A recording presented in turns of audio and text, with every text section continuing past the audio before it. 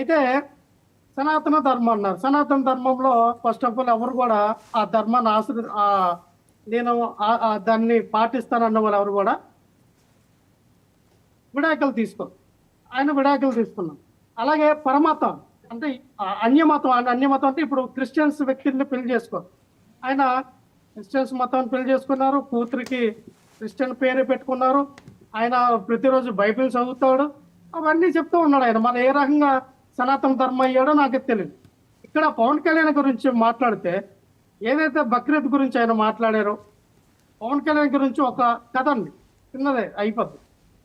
ఒక మహానగరం, ఒక పెద్ద రాజ్యానికి ఒక రాజు ఉన్నాడు.